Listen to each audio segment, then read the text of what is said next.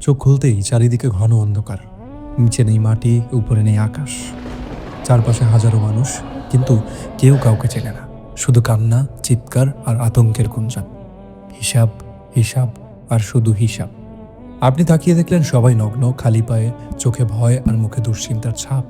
একজনও নেই যাকে আপনি চিনেন। কেউ আপনাকে চিনছে না, এমনকি আপনার মা বাবাও না। একসময় ঘোষণা এলো, আজ বিচার দিবস। আজ প্রতিটি আমলের হিসাব নেওয়া হবে। হ্যাঁ বন্ধুরা, আপনি পৌঁছে গেছেন হাসরের মাঠে। এই মাঠ হবে সমতল, দীর্ঘ, ধুলাবালিবিহীন এক প্রান্তর।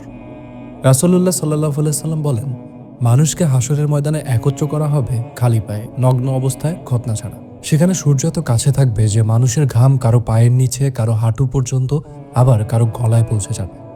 কেউ নিজের মা, ভাই, সন্তান কাউকে নিয়ে ভাববে না। প্রত্যেকে চিন্তিত থাকবে নিজের আমলনামা নিয়ে।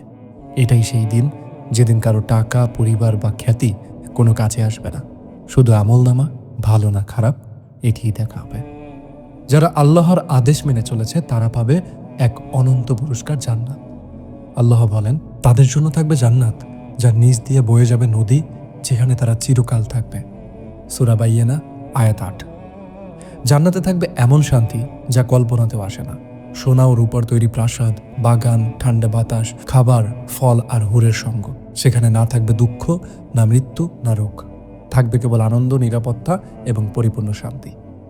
আর যারা অহংকারী, পাপী, আল্লাহর নির্দেশ অমান্যকারী, তাদের জন্য রয়েছে ভয়াবহ এক জায়গা, জাহান্নাম। আল্লাহ বলেন, তাদের জন্য রয়েছে আগুন, যা বারবার তাদের চামড়া পুড়িয়ে ফেলবে। তারপর নতুন চামড়া সৃষ্টি করা হবে যাতে শাস্তি চলতে পারে। সূরা নিসা, আয়াত 56। জাহান্নামের আগুন দুনিয়ার আগুনের চেয়ে 70 গুণ বেশি জ্বালাময়। সেখানে থাকবে গরম পানি, জাক্কুম গাছ আর কষ্টের খাবার। তাদের তৃষ্ণা মেটাতে দেওয়া হবে পুজ ও ফুটন্ত পানি। সেখানে কেউ কাউকে ভালোবাসবে না, সাহায্য করবে না। থাকবে শুধু আফসোস আর চিৎকার।